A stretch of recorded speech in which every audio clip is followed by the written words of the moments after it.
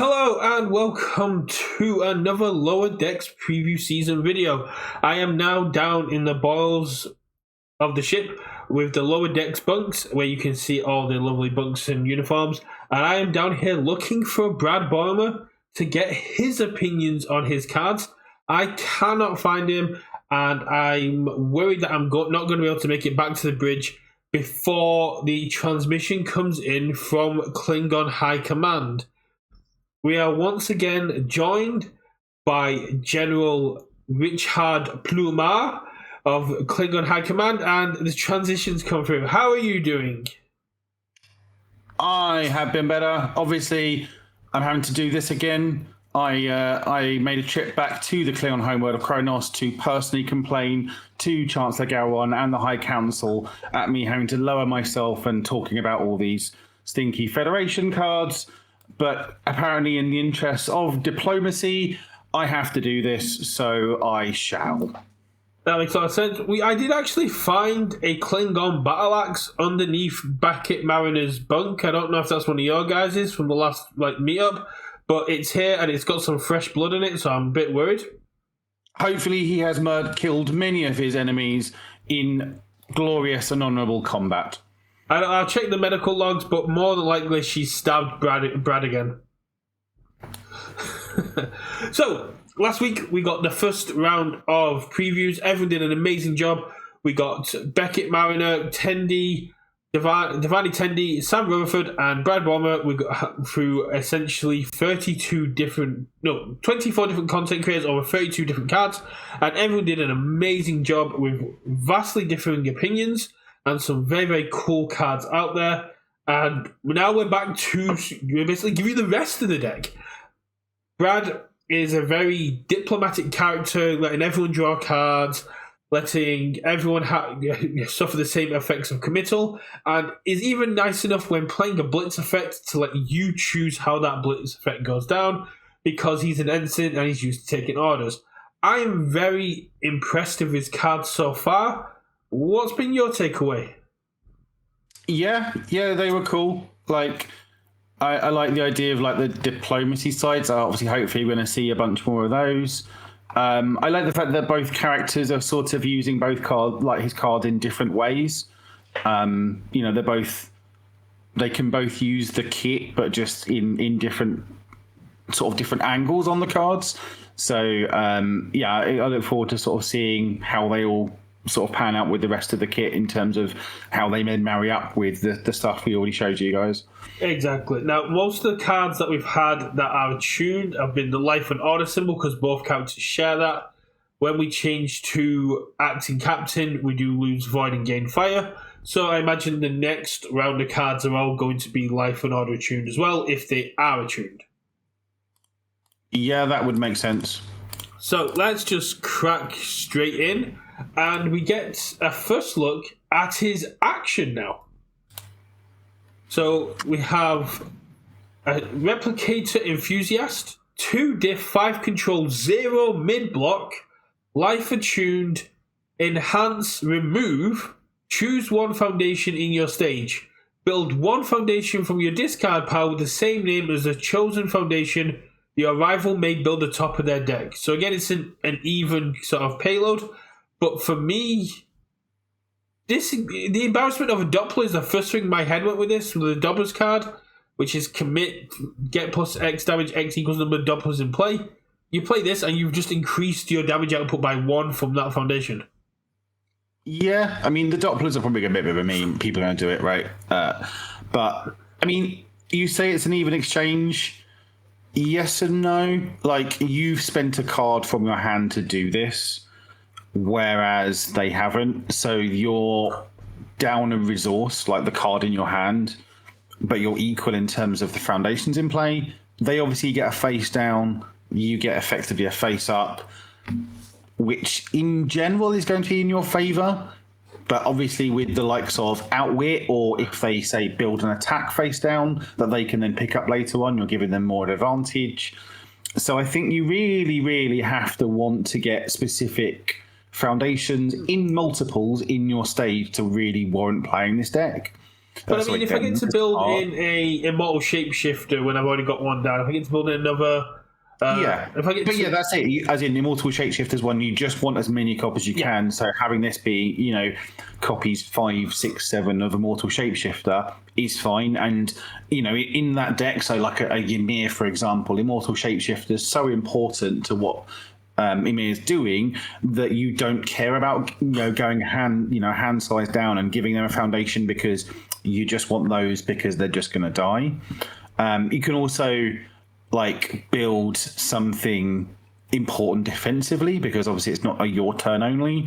Yeah. So when they think you're out of speed resets or something like that, if you've got a condescending explanation or something that they've sealed or committed and they think they can get you, where you just enhance remove, build this in, flip your attack, just an out of nowhere reset or something along those lines just to mess with what they're doing. I think being able to go response, destroy, always cool, burst enhance, replicate, enthusiast. I have another always cool down. I'll build an always cool back in that I just destroyed to make you not be able to mess with you sort of have to have 3 in circulation for that, so that's not you need 2. You need 1 down and you need that one.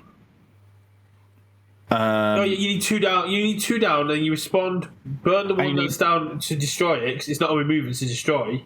Yeah. Okay. Yeah. Sure. So you just need 2 in play. If you got this makes Recovery Girl even more obnoxious with Ymir's regeneration because it basically just goes, I get 2, and I just get to keep messing about with them, and I'm never going to die. Yeah. Again, actions in Recovery Girl are probably at a premium just because 5 hand size. But I think you want. It's not just the cards you fling in your deck. You want to have a plan with what you're doing with this, i.e. there are key foundations where I want to see them, and not only I want to see one, I want to see multiples. So, Immortal Shapeshifter in Ymir is probably the poster child of a good example of someone that might want this in their deck. Yeah. I'm sure there's stuff in Boimler's deck where he wants multiples. But this is going to be good when you know it's good. Yeah. And I don't think, if it's just something you're thinking about and it's it might be okay, then you don't put it in your deck. If you're going to put it in, you have a plan for what this is building and having multiple options, right? And given the current metascape, having removers cost is not a bad thing. No, exactly. And this also has the actually really nice buyout clause of it being a 0 mid block. Yep. So right? When it's dead, it's just a 0 mid block, so exactly. It's fine. Right, and then we move on to the rest of the attack lineup because I noticed we only got to see one of Brad's attacks last time, which was the survey mission. So now we get to look at the replicator duplication. That's hiding on my actual thing. Inconvenient Duplication. Inconvenient Duplication is a 5 diff, 3 high for free, 2 low block, 3 control, echo, blitz. Each player may build a top card of their deck.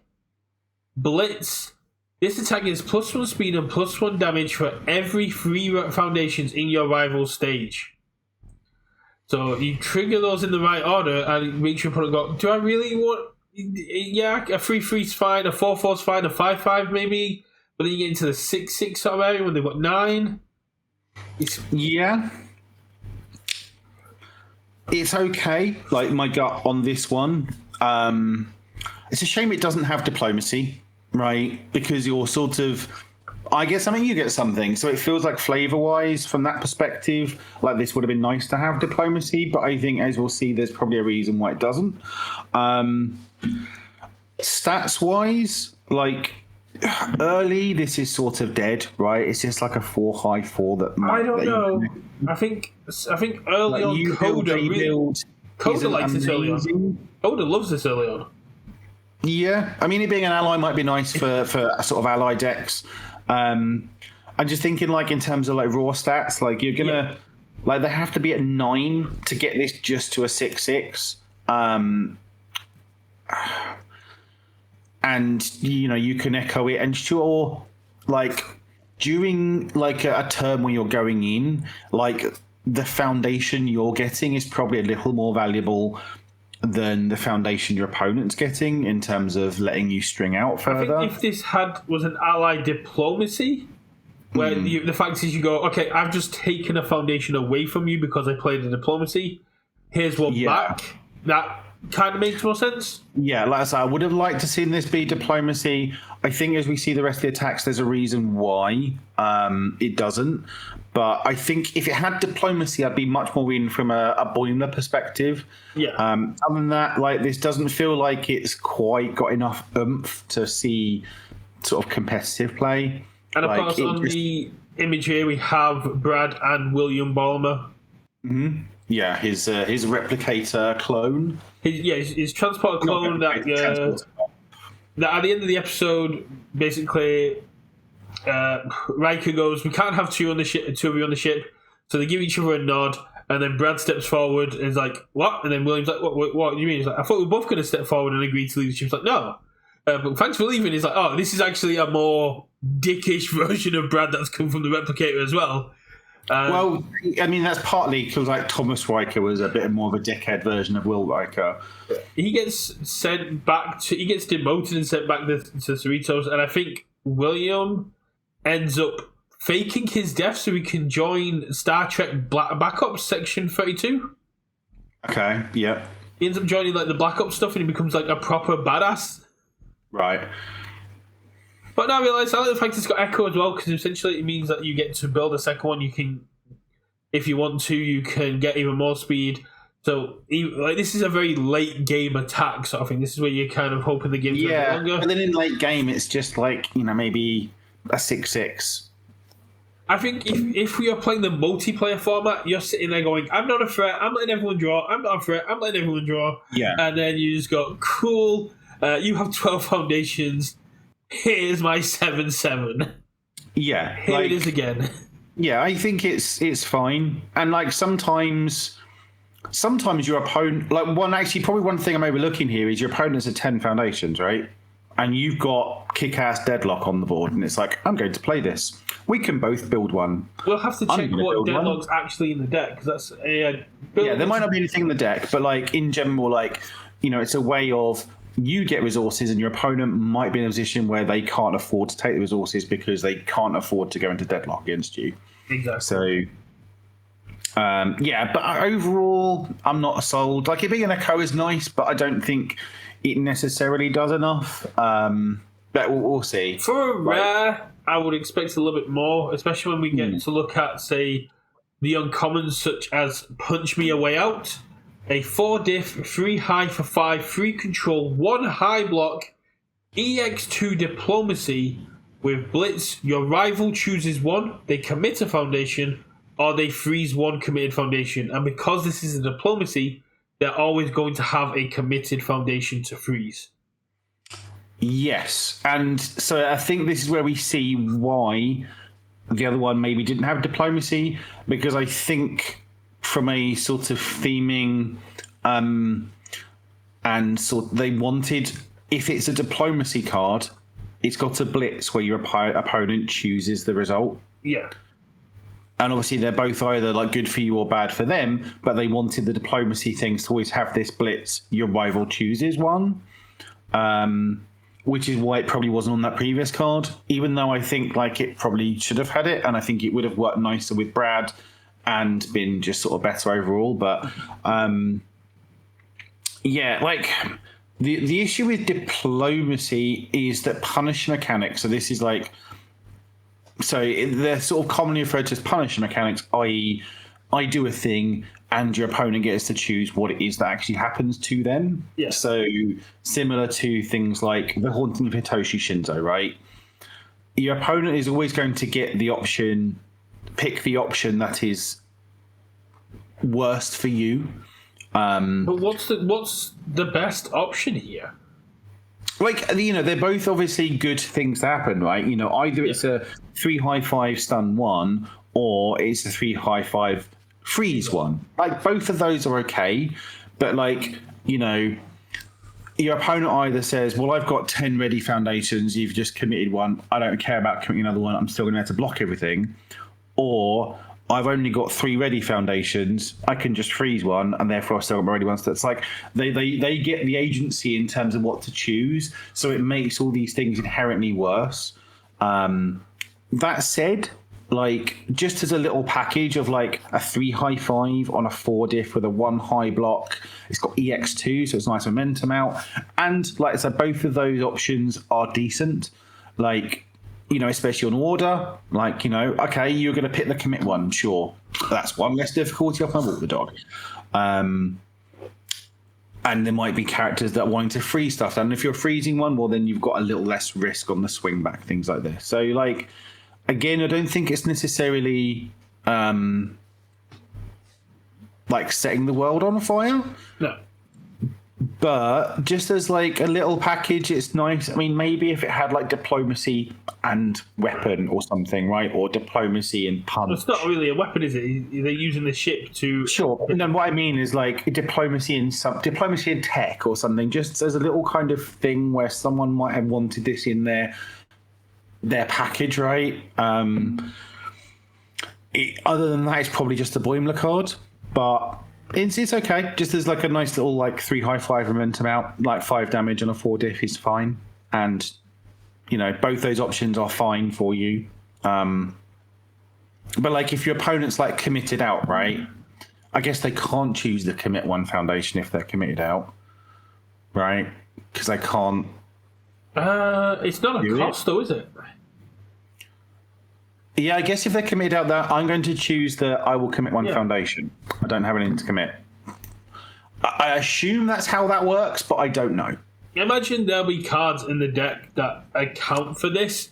But yeah, it's not part of the cost, so it's do as much as you can. It's kind of like you can still use the enhance on Kraken to commit something if they don't have any committed, but you don't get to freeze because you haven't committed anything. You can just burn the enhance kind of thing. Yeah. Yeah, I think that's probably how that works, but I'm not 100%.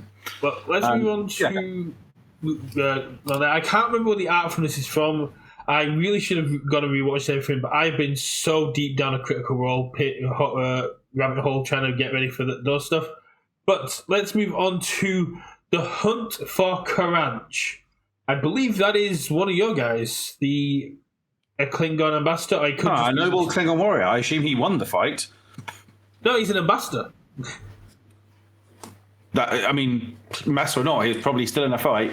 He was. I think if it is the episode I'm thinking of, he just got incredibly drunk and got lost. That sounds about right. So yeah, this is a 5 diff, 3 check, 4 mid for 5 with a 2 low block. Stun 1, diplomacy. So again, we see another diplomacy thing here. So blitz, your rival chooses 1. They either discard 1 card or you draw 1 card. So yeah, like a pretty bread and butter diplomacy card for Boimler. Like again, both options are solid. Essentially stun 2 in Boimler because you get the commit on play. Yeah, exactly. So you know you're committing 2 of their foundations. Like it's a 5 diff, but it is only like a common. So it's probably quite a good lead off in Boimler. You know, they commit 1. And then, do you want to discard a card, or do you want to let me draw another one? Like, you know, have you got enough cards in hand to block things, or are you going to give me a card to potentially give me more gas to go in? One of those things of there's no good choice that you can either let me dig a little bit further, or you can discard a card and hope that I'm not going to have any more attacks. Yeah. Again, both options are good for you, but your opponent's always going to choose the one that is best for them, right? Like they might be holding a hand of 4. They might have grayed out last turn. They've got a hand of 4 foundations. So they're just begging for you to attack and let them effectively review those cards away. So like they're more than happy to discard 1. Or they might be holding 2, like a barrier shield in their block, right? And they're like, well, I can't discard one of these, so I have to let you draw. On the other side of it, they could be holding a bunch of, if it is to discard during the enhanced step cards. Yeah, exactly. I keep forgetting the name of it. The AOT Battle for Humanity card that says when discarding the enhanced step, draw a card. Feral Shriek. No, that might be only be when it's as part of a cost, but like, So again, because you're giving your opponent the agency, I meant Wish Hard. Okay. Yeah, when you're giving your opponent the agency, they know what option is going to be best for them. So Like, yeah, You're it's basically slightly worse than it looks. Like, whenever you see a Punisher thing like this, and you think, yeah, both these abilities are great, it's like, you always value them a little lower than you think they are. I get that, but at the same time, if you make the wrong choice, it hurts more because you're the one that made it. You're letting Brad let you play yourself, and I love that for him. Mm-hmm. But yeah, it's a solid little common. Like, again, it'll be a good lead off in Brad, and I think that's it. Like, I don't think anyone else has ever played this card. Yeah, I don't think anyone. Maybe. No. I think Lock Clock might play the other one that lets you commit off freeze one, but Lock isn't real and can't hurt you. Tell that to Corin. He played him at the regionals. I stand by what I said. Now we have a new Toga free card. Mm-hmm. Second Contact. 4 cost, 3 control, 4 mid for 4 with a 2 high block. Powerful 3 tech weapon. Blitz, if you have exactly 2 attacks in your card pool, this attack does not count towards progressive difficulty this turn. Yeah, it's nice. I mean, obviously, you only ever get to do it on this one unless you've got ways of clearing your first attack, right? So unless you've got... So, like, for example, like, obviously he doesn't have life symbol, but like a Levi, right? You play a card, I then play this, it's my second, it doesn't count towards regressive. I then lift my first one, play another copy, and then that also then doesn't count towards regressive. Same move right? Like Mikasa. If Mikasa had life, you play this as your third attack. Similar, you kick one from your card pool. Other ways of kicking, yeah. But yeah, it's nice. Like, again, it's... I mean, you say a Toga card, possibly. It's very mid. It does have powerful 3, so it is just a nice way of killing people out of nowhere. You kind of always have to play it as your second attack unless you've got a kick. Exactly. It being awkward. I think, like, it might you play it as a one-of or something to, like, grab. I don't know. It's certainly a consideration, but, like, you know, not counting towards progressive is quite a powerful ability. I think this is quite a nice gating on it in terms of, like, the power level for an uncommon. I think it's probably just a little bit too mid for a Toga. What about, does the new Hatsumi Mei have life? Because this is 3 keywords and it wouldn't count towards progressive. And it's tech. Possibly. I do not remember. I think she... I don't know. I don't think so. No, she doesn't. Hatsumi 1 does. Hatsumi 1's a good fair shout because you get to do a lot of drawing. I'm also noticing there's not as many diplomacy... It's a second weapon, right? So it works with Hatsumi. There's not as many diplomacy attacks as I was expecting. No.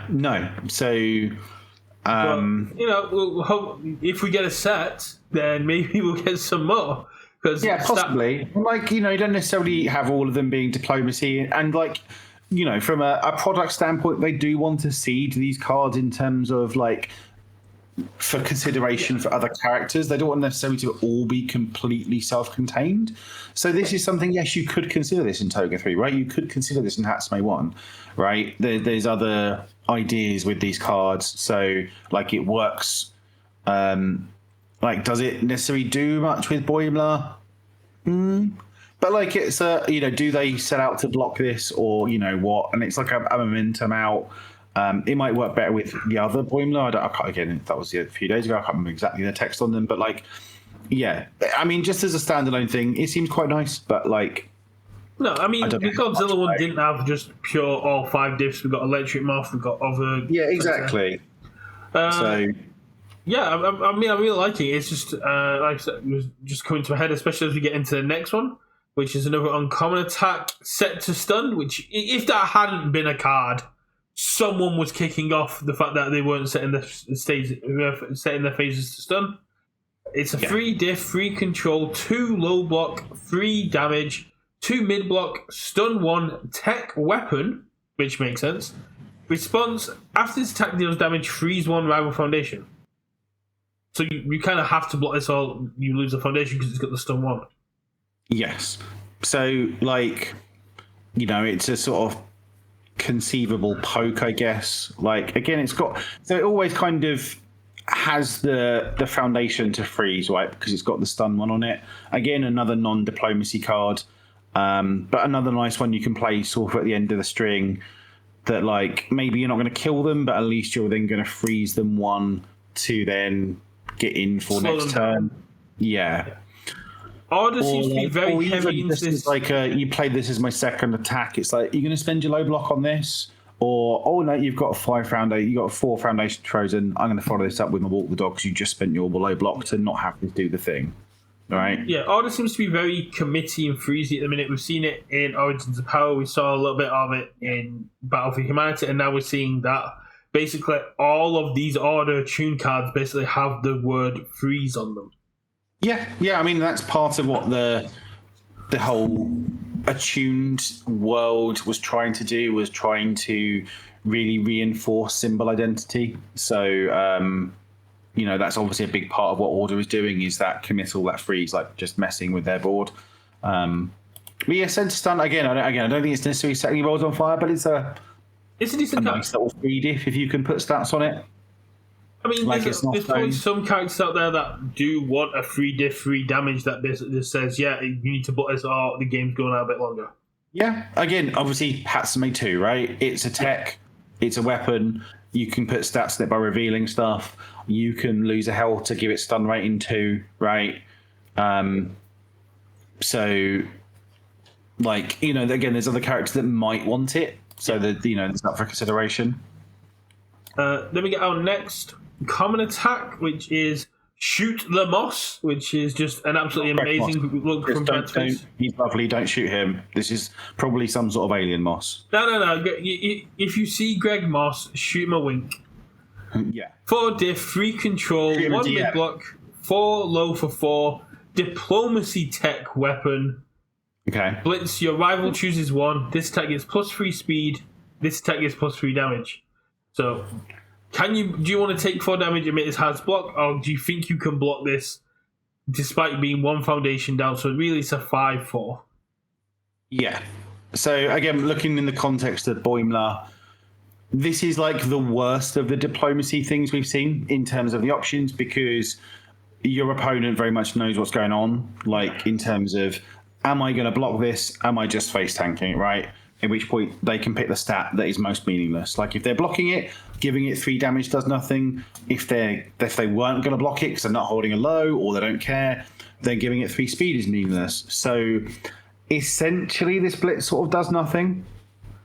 In a way, I'm more thinking of those times where you have like a bunch of speed boosts down, or a bunch of damage boosts down. It's like I have to. You kind of want to force your opponent into a situation to go, I have to take the speed because you have so much speed down. If I take the damage, I'm probably still not blocking this. Or the same thing of, I need to give you damage because I need to make it easier to block. And yeah, but in which case, if you've got all that speed boost on board and you give it another 3 speed, the blitz effectively didn't. That's what I mean, but you're guaranteed getting through. It's one of the things that you want to try and have to force your opponent into making a bad decision. It's a very the kind of deck I think Brad is a very manipulative deck, and I love it. Yeah, I just like to say this is the worst of those Punisher blitzes, like the diplomacy. Yeah, it's just like it's just like I think most of the time this blitz will do nothing. And then we get the lovely flavor text from Beckett Mariner. Nothing good ever comes from a cave mission. Yeah, which is fair. I know it's not the same with the next generation crew, but you don't want to send a bunch of red shirts into a cave. Mm-hmm. Nothing good will ever come from it. So now we move on to our foundations. And we get our first 4 control. So we have a mesmerizing mission. 1 cost, 4 control, 3 high block with response commit. After your attack is blocked, your next attack gets frenzy. Frenzy being a brand new keyword being brought in, which is pink for some reason. Well, because it's linked to it's effectively a special version of Blitz, right? Because you're giving it a Blitz keyword rather than an enhance, right? It's something that happens at the end of the attack. Stun 1 would be in orange. Or if you gave it powerful, in theory, would be in orange. Whereas this is obviously in pink because Frenzy is a Blitz. So Frenzy this attack gets +1 speed and +1 damage for each attack blocked this turn. So very similar to a Spiral Wave Surge, which gets +1 to your next check for every attack that's been blocked, which when that checks the attack, this means that the next attack coming in will have that. And if that attack gets aborted, if that attack fails, unfortunately, that ability goes with it. Yeah. So, yeah, your opponent sort of gets to control when this works, right? But if you're committing this for +1/+1, it's like, it's okay. If you're committed for +2/+2, that's quite a lot of stats off one committal. If you're ever committing this to give something +3/+3, that's really nice, right? So those are kind of your breakpoints. +1/+1 is whatever. +2/+2 is pretty nice. Like commit, you'd play a 1/4 that was response after your attack is blocked, your next attack gets +2/+2, right? If that's just what that read, like that seems a pretty good foundation to me. I need to speak to the Dobbers and see if we can get a collab video going, because I want to talk about Frenzy and Retro, because that doesn't say for each of your attacks block this turn. That just says for each attack block this turn.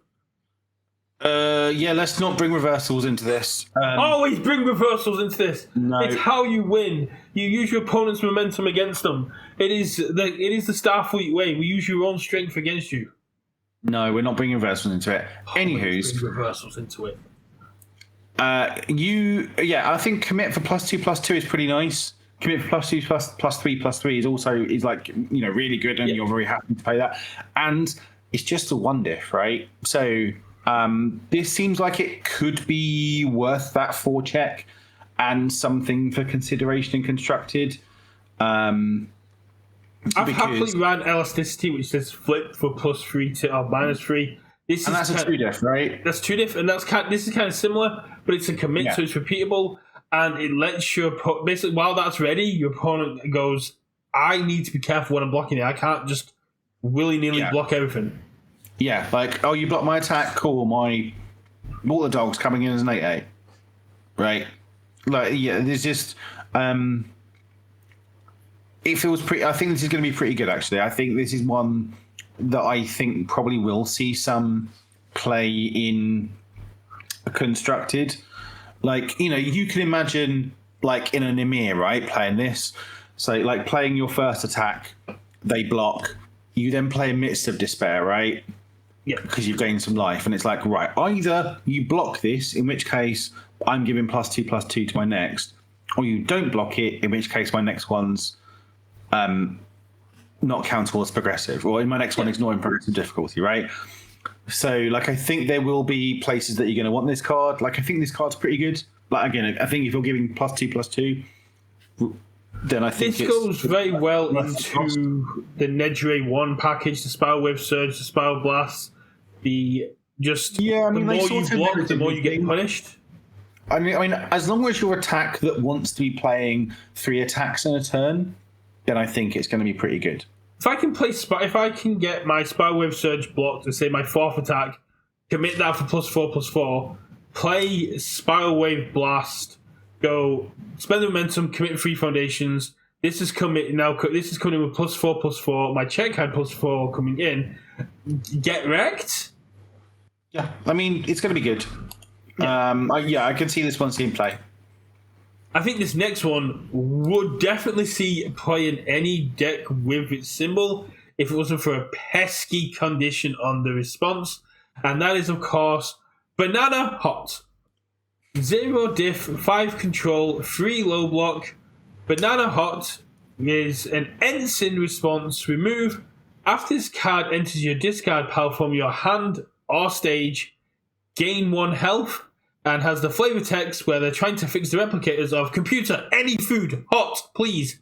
And he gets a Banana Hot. Okay. Yeah, I mean, it being an ensign response obviously just means it's very, very limited, right? Yeah. Otherwise, it's just a 0/5/3.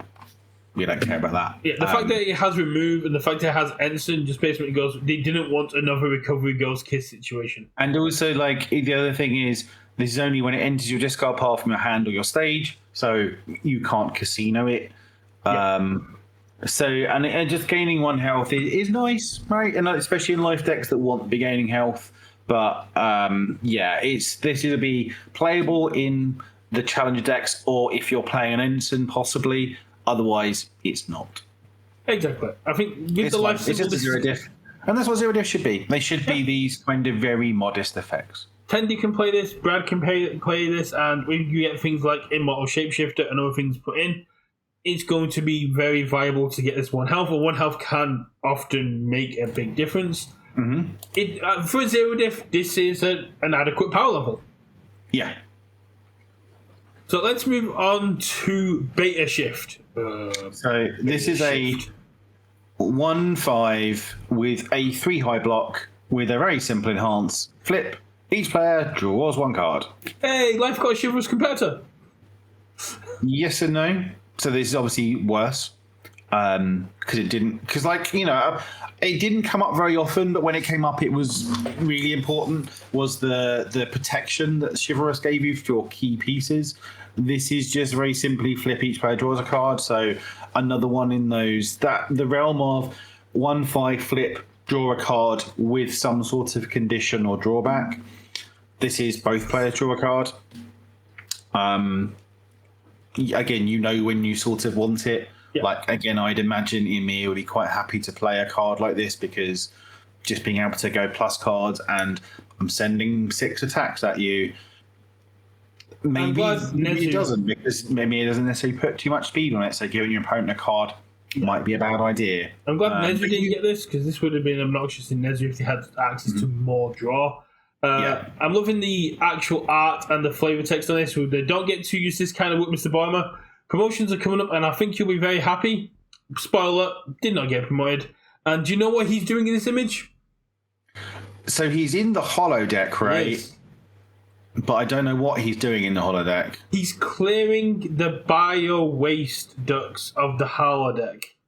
Right, okay. So all the biological fluids and stuff that get put into the holodeck are drained and cleared. So, and we'll part of the episode go, people don't use the holodeck for that. It's like, yeah, they use the holodeck for that 100%. Yeah. So, again, I can see this seeing play in constructed decks just when you need that 1/5 draw a card. Obviously, you can play it on both players' turns. Generally speaking, a card on your turn is worth more than a card on your opponent's turn. But sometimes it's an extra block when you need it to be. And sometimes giving your opponent an extra card during your turn is meaningless. Again, it's one of those very simple 1/5 draw cards that will see some amount of play. It's also a very good negotiating tool for the multiplayer format, because we know triple threat is a thing, and there could be possibly more coming through. And if your opponent doesn't have the block zone for attack coming into them, it's kind of like that commander style. They go, you have a draw. I don't have the block. Let me draw, please. And it's like, what's it worth? That's like a key part of this, right? The wording on Chivalrous Competitor says flip. Both players draw a card, and this is flip. Each player draws a card.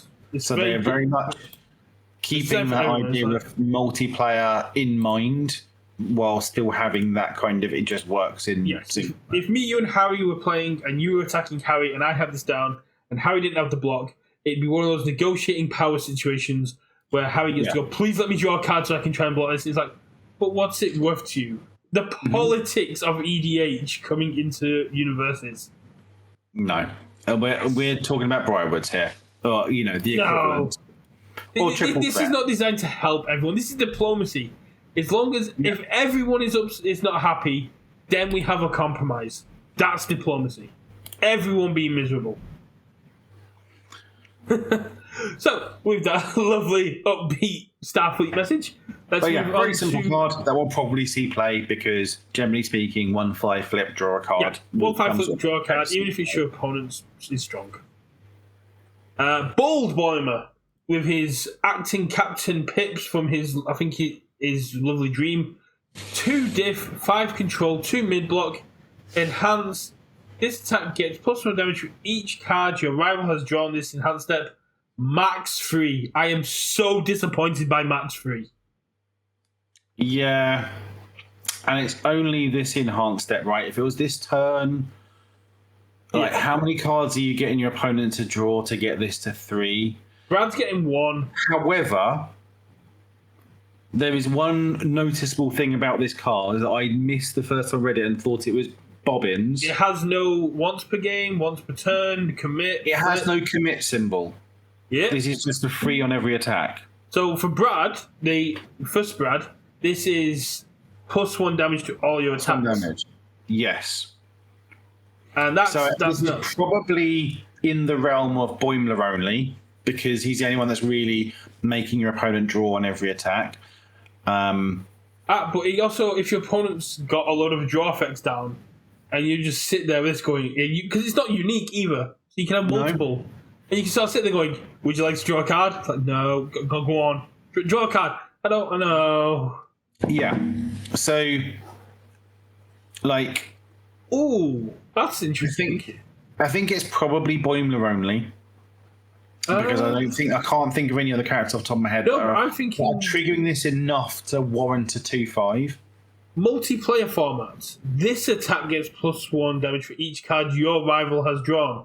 Yeah. If they go for the triple threat rulings, engaged means you can only play this when you're the one attacking, or if your opponent's attacking you.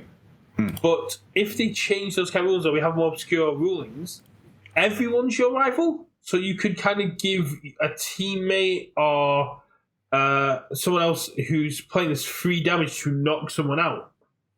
Yeah, conceivably. But yeah, I thought this was complete bobbins to begin with. No. And even unplayable outside of Boimler. But without that commit symbol is what the thing I missed. Meant that actually this is totally playable in Boimler, but that's probably it. And, it's going to be really good to have in Boimler because it's just 3 damage on all your attacks. But that's sort of it. Yes, it's 1 damage on all your attacks. It's 2 damage if you can get small ones. I think this is nuts. I can definitely see why this was a 2 cost. I am very excited to see where this is actually going to go, and I do think this is going to see at least as a one-of competitive play. Maybe you chuck more in if you are going to be doing some silly things. I don't know if anyone's triggering this enough to warrant it, to be honest, but we'll see. I don't know, because with Dangerous Combatant, Fearsome Transformation, Chivalrous, there's so much draw at the minute, especially when you look at like the actual attacks themselves. Sure, but card draw your opponent is using during your turn, right? Yeah. Obviously, it works if you like with say Boathound's coaching, right? It's like a damage off that, but like Petty Squabble. Yes, but like you're playing other things to make this foundation work. So this foundation doesn't do anything unless you draw those other You'd be running Chivalrous anyway. You'd be running the attack. You'd be running the each player draws one card anyway. But this is a blank foundation until you draw those, and even those are one shot. Like I think you need your character to be triggering this for it to be worth it. That's fair. But I really love Bowl of Boimler. I think the art's absolutely amazing, and I think this will see a lot of competitive play. Let's move on to one of the early episode cards now. Special Assignment. 1 diff, 5 control, 2 mid block, Diplomacy, which is cool on a foundation.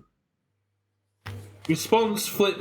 After your rival draws 1 or more cards during the combat phase, they choose 1. They discard a card at random, or they lose 2 health. So this is only going to pop off once, unfortunately. You can't just keep doing it because it's got the flip. But I like this. Yeah. Again, it's probably Boimler locked, right? You're having to play diplomacy things. Obviously, you could weave this into your attack string as I've played diplomacy card. You commit 1, right? No, you play it on block. And it's basically just a commit 1 block. Oh yeah, that works on block as well, right? Yeah. This is you could weave it in as well. Yeah. And when it's in your stage, again, it's a modest-ish enough effect, but burning for 2 on a 1/5 flip is nice. Making them discard a card at random, i.e. they discard the attack they were trying to sculpt or their barrier shield, or you could hit the thing. Again, just on a 1/5 is fine. Obviously, they choose the one. So, again, it being diplomacy, the punish mechanic, they're always going to choose the one that's worst for you. But like true diplomacy, I don't think that actually matters. And that brings us nicely into the Twin Twains, a 1 diff 6 control, 2 mid block that basically says response flip after your rival chooses an option for an ability on a diplomacy card, they choose one other option to add to that ability's effect. Yeah. So I think the ultra rare we saw the other day had 3 diplomacy options, right, didn't it? All the others we've seen have 2, so hence why they choose one other one. Obviously, this is like a 4 of if you're doing the diplomacy thing in Boimler. Otherwise, it's blank. But it's also really cool. Like, it's a really cool idea of actually this 1/6, and it being a 1/6 is a 1/6 high block is nice stats on its own. But I think just playing this into special assignments, it's just going to be a case of, you just got to kind of end up and lose 2 health. And quickly, before we get back to Twin Twains, the art on this is literally Brad being told to spy on Beckett Mariner for any kind of rules infractions and any kind of like disobedience or anything that goes against Starfleet protocol. But let's get back to Twin Twains, because I was so hyped to see the Twain brothers on a card. But yeah, I mean, this is like a really, really cool part of that diplomacy kit. If anything, it just makes me a little sad there's not more diplomacy cards in his kit. Was there any diplomacy cards revealed in any of the other character kits yet? I don't know. I didn't see any. The only person that really shares symbols for diplomacy stuff would be Tendi. I'd have to double check Rutherford, because Rutherford is part of like the diplomacy sort of stuff. Yeah. Hopefully we do get some more, but I've not. I've mainly been looking at the effects. I've not really been reading the keywords. Yeah, no, that's fair. Like, I'm just wondering if anyone else gets to has the. And obviously, I think they only had like one or 2 attacks anyway in terms of the reveals. So we have to see when it comes to the rest of the reveals whether there's more diplomacy cards you can take from the other clash. I am a bit disappointed this card doesn't have diplomacy just for the sake of it. Mainly because the episode that this is in, Brad and Rutherford are having disagreements and they're struggling to decide how to resolve it. So they both dress up like Mark. They're trying to get the other one not to be Mark Twain. And using the Southern drawl accent, being Mark Twain, they resolve their issues through diplomacy. And the episode ends with the captain and the bad guy of the week dressed up like Mark Twain, resolving their issues through diplomacy. And it's like, it's such a good episode. It's such a good conclusion of the B and A story mixing together that I am disappointed this doesn't have diplomacy. But I understand if it had diplomacy, it would have to have a opponent chooses effect. But I think flavor-wise, the Twin Twains needed diplomacy. Yeah, like I understand, and I sort of like if it's got the diplomacy keyword, then it's giving your opponent a choice, and I like that from a flavor perspective. I guess just almost from a like gamer power level perspective, I just would have liked to have seen a bit more of it. Yeah. Just to make Boimler pop off a bit more. But yeah, so like if you're going to do the diplomacy thing, like you just play 4 of these, and you just make your diplomacy cast fall off, and it's a 6 check, right? So, and that's fine. It's it's got really good stats, but are in a really narrow middle, right, and really narrow effect. I've played a 1 cost 6 check that's before. I'm just hoping there's more diplomacy cards in the other decks in order to sort of beef up a Boimler or any other character that wants to do the diplomacy thing. I could see Critical Role, like a D&D something, having some diplomacy cards. Yeah, absolutely. Like, I don't think that diplomacy as a mechanic is something that is Star Trek gated, right? Diplomacy is a generic term, so that's absolutely something they could use further down the line. Yeah, I mean, you don't for things like MHA, Yu Hakusho, Attack on Titan, diplomacy is not really a thing. It's all or nothing. But for Critical Role, it's not really a shonen anime type thing, right? They're not really diplomatic. But there are some, but it's not what we're covering. Yeah, but no, I think this is really cool.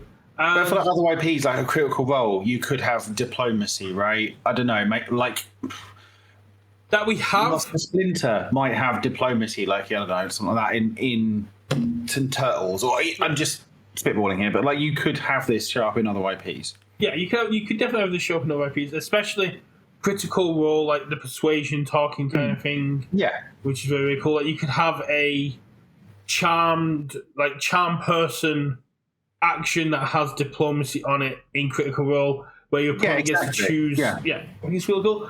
I'm very crafting for Critical Role already, so my head is kind of there. I do apologize. This is a Star Trek. But yeah, I like diplomacy as a mechanic. Yeah. I think it's cool. I think the way they themed it as every time you see the word diplomacy, your opponent chooses one. I think it's really cool. However, like I said before, Punisher mechanics, generally speaking, don't work out in terms of power level. I wish it'd been a lot more heavy on diplomacy in the foundations and the attacks. I wish it'd just been a lot. It would, like maybe like one extra diplomacy foundation and like one or two extra diplomacy attacks. But again, we'll have to wait and see from the other decks whether they've got a bunch in there. And the last card that we have is Tricorder Scanner. It's a 1 diff 5 control 2 low block. Enhance, commit. If your rival has 3 or more cards in hand, this attack gets +2 speed or -2 damage. Flavor text, there's traces of Triglamite, which would have had a similar effect. Brad Boimler. I mean, commit for -2 speed is a thing, and Brad's always looking to draw cards. Right. So generally speaking, like, if we compare this to other cards, like they're generally like commit for -2 or -3 given a condition, right? Yeah. This sort of, it gains you the benefit of this is both a defensive or an offensive foundation. However, it's really heavily gated. Like, you can only use it if they've got 3 or more cards in hand. Generally speaking, you're going to get to do this on your opponent's turn for -2 speed, right? Yeah, especially the first attack. Very rare that you're not going to be able to give an attack -2 speed unless you're really holding this out until the end of their string or something, right? Or someone's got really hammered All Might 1. Yeah, well, they've hammered all that. Yeah, like generally speak, and so like, although it feels like wait, there's a condition in order to even get the -2 on it. Yeah, I mean it's generally always there, right? You can generally always get the -2, and then you're giving up what usually is the sometimes -3 for this also being an offensive foundation sometimes. So it's fine. Like, again, I don't know. It's a 1/5 low, so reasonable stats around there. So if you're on order and you need something that's a bit defensive, but also you need a bit more damage output, this could fit the bill. 100%. You need this, a little bit of extra damage if you need to get it through. It's -2 speed, which kind of rewards you for using it earlier. Yeah. Because unless you come across someone who's basically drawn all 4 combined 5 powers in an attack, if you don't hit this up until they've already played 3 of them, you're kind of in a good position. Yeah, like I say, generally speaking, you're always going to be able to get to use this defensively, and then sometimes you can use it offensively. It's fine. It's just like it's a 1/5 that you might sometimes want. They might fill a spot for you. Yeah, I think this is really cool. These do drop in the beginning of December 6th. Yeah. So yeah, these will come out December the 6th. I think that is worldwide. So obviously, if you're looking at these decks and obviously checking out all the other content creators and you're interested, maybe pick out some copies, go obviously speak to your local game store, maybe place a pre-order with them, see if they're going to do a challenger deck tournament with them, maybe, or something along those lines. But yeah, these look cool. These look look fun. there's probably the odd competitive piece in there, but like there's nothing from a sort of standard competitive level sort of stuff that's really overly stood out to me. But we'll have to see. Like, some of the diplomacy cards might be good enough, but my gut says I think this is a very fun and cute deck. I think it has got a lot of powerful cards in there, and I think someone is going to make Brad competitive, especially acting captain. I think acting captain has a lot of potential. I think this is for the Challenger series. I think this is going to be really cool, and I would love to see some more Challenger events coming out. Yeah, I'm hoping that there will be an announcement sometime soon about there being a release event with this, and there being a Fight the Klingon Empire or the Romulans or something in terms of like a baddie event. It would be the Packlans. It would literally be the Packlans. Whoever it is, I don't know. But I'm hoping for that as part of a release of this, because I think that'd be really cool. It'd be a way of sort of, incentivize people going to pick up their poppies and playing in this event of their LGS, right? Yeah. So I'm hoping we get something like that with this, but we'll have to wait and see. It might be a case of it happens after the event, but we don't know. That would be very, very as cool. always. Oh, sorry, go on. No, I'm just saying that would be very, very cool.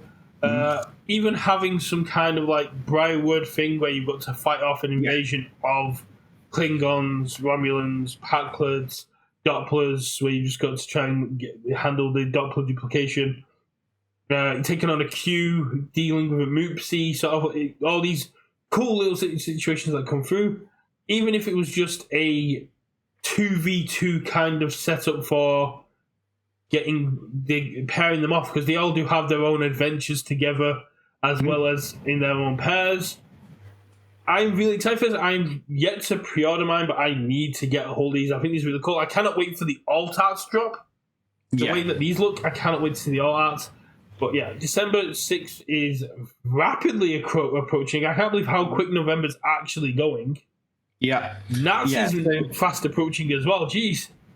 And I mean, I think with just how they've worded a lot of these cards in terms of it to cater for multiplayer, I'd be amazed if there isn't something with this, but we'll have to wait and see. But yeah, as always, thank you very much to UVS Games for giving us these previews to share with you. And also, do go check out all the other amazing content creators and all their preview videos and all their content, and show them the love and support. And, show us some love and support. Click the buttons, comment, all that stuff, subscribe. And then come check us out on twitch.tv/UK Versus, where we podcast once a week, usually Sunday, sometimes on Tuesday, depending on schedules, just to chat about everything Universes. Exactly. Let us know what your favourite Brad Boimler card was down there. Let us know which content creator did it best. And most importantly, who are you going to be playing from these four? Which has got you most hyped? And show Richard some appreciation, because this is the second time he has stuck a Mars bar to his head. I don't know what you mean. This is a high-class thing on cosplay. That is not slowly falling down my forehead further and further down my nose. So, yes, we will catch you all in the next one. Thanks very much. And glory to the Empire! Want to beam?